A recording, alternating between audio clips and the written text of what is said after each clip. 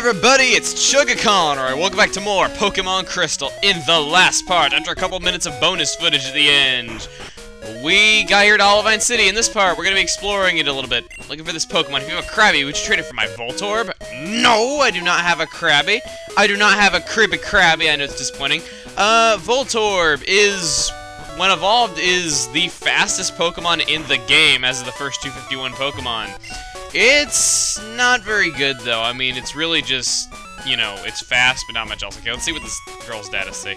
Glitter Lighthouse, there are 4 deserted islands. Bad kids are taken to the islands as punishment. Jeez. Whenever I get in trouble, Daddy always scares me. You take your kids to those islands? God, that's like child abuse right there. You know what? I actually think there is something that we can get here if we go and use Surf. Let me just do that really quick. Actually, never mind. I was thinking of the remake where there's something we can do there. Glitter Lighthouse is our next destination. It's part of the main adventure. Really quick, though, I thought I'd make note of something out here. Avoid trainers, please. Thank you. Over here is a new thing that was added to Crystal. This is the Battle Tower. We're not going to cover this, at least not yet. Maybe we'll for a bonus video. It's basically a place where you enter tournaments with 3 Pokemon, no items allowed. It's like doing multiplayer battles in single player with 3 Pokemon. In the Japanese version, you could do that online gaming thing with those Japanese cell phones, like I was telling you back in Goldenrod. I just thought I'd make note that this was here. Anyway, though, now that this really weird music is done, we are going to go ahead and cut it back to Glitter Lighthouse. Actually, something that I forgot. In this house right here, we're going to want to go ahead and get this from this guy. He's like, I fished here for 30 years! Ah ha ha! We have ourselves a new angler! He gives you the goldenrod? The good rod. Here in this area with the good rod, you can find Krabby, which is needed for that Voltorb trade. Krabby's not that great of a Pokemon. It's like a physical water type, which isn't a good matchup, though. So if you want to get a Voltorb, which also isn't that great, I guess it can be used for that.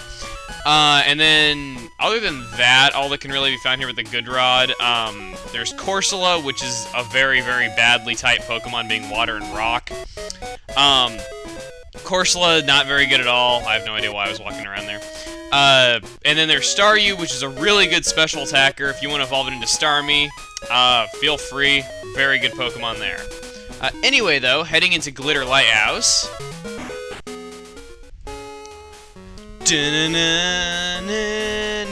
I love this music. In the past, Pokemon used to light the sea around Olivine Night. The lighthouse was made in honor of those Pokemon. This lighthouse, it's pretty bland in the original game. You're really just going around in circle after circle. In the remake, it's much cooler, I have to admit. By the way, these ladders, they do not match up well with the previous floors at all. In fact, you'll see a layered image here on screen just showing just how bad they were at matching up the different floors on top of one another.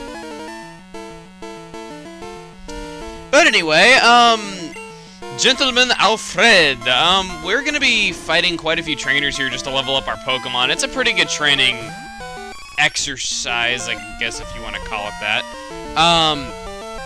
Eevee here most so, because Eevee is just not very strong. It really does need to get its levels up. I want to get it some better moves. Of course, I'm also going to evolve it into something. I don't know. Maybe some of you guys with really big knowledge of Pokemon might already be able to tell what I'm evolving it into. But I'm guessing the majority of you can't tell. It's pretty obvious, though, if you know a lot. Okay, never mind. I'll stop talking about it. But yes, let's go. Yes, you missed! Haha! No hypnosis for you. No hippie for you. No hippie for you. This guy's only Pokemon is a Noctowl, so no big deal there. Your name is Alfred. Alfred. Okay. That was not a required battle. Looks like he's making armpit noises. And after that battle, Eevee is trying to learn Quick Attack, though, but it's not a good idea because our Headbutt getting same type attack bonus is a much better normal type move to have. So anyway, going through here. That guy over there, you're going to want to remember what positioning he is in. Trust me on that. And yay, more bad word choices. I am the master of bad word choices. These can be used to quick return to the lower floors of this place. Not necessarily, like, you know, the best form of travel, though, but I guess it's good if you don't have any escape ropes. Wait, this guy right here. His name is Gentleman Preston. Gentlemen. We are gentlemen, let's players. Because girls don't play video games. Nah, I'm just kidding. But yes. Let's go ahead and just do headbutt here. Ah, come on. Eevee, step it up. Come on, step it up. I guess props to this guy for having a growl. I noticed gentlemen tend to have a lot of growls. I'm not really sure why that is. They never really struck me as very gentlemanly Pokemon. Just the age of gentleman Pokemon. Okay, I'm just being weird now. Not like I'm not ever not being weird. Nope. He doesn't like Eevee very much. What's he throwing out? Not Magby! Okay, you know what, Magby? Let's try to beat the odds. See if you can beat this guy. Oh, wow.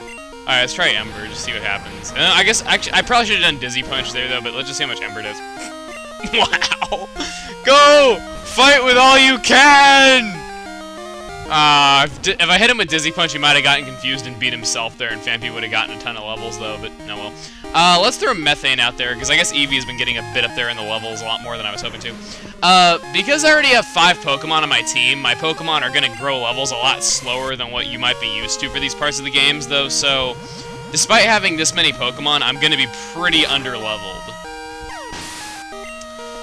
And by the way, a lot of people are all like, why'd you name it Methane? That's something that comes out of your ass. And okay, methane is a blue gas. In fact, it is what it gives the planets Uranus and Neptune. Well, at least Uranus, I think. I'm not sure about Neptune. But it gives those planets their color. Blue. And on top of that, only 40% of all humans are capable of producing methane, so wrong! And now, back to the game after all that. Yes, this actually isn't the way we're going to want to go. I just wanted to come this way because there's a few items, including this TM. Which, let's see what that contains really quick. I don't know all the TMs for this. Swagger. Swagger confuses the opponent, but raises their attack. So, it's kind of a high-risk, high-return move because them hitting themselves will do more damage to themselves, but in return, they get a higher attack to hit you with. It's good to hit special attackers with it, because the way the confusion works is that you hit yourself with a 40-power typeless physical move. So, physical attack does affect that, and if it's a Pokemon that you don't count on having physical moves, it's good to use it on those. Now that that is over, not really a required battle, though, but if you're going to take this path, it is.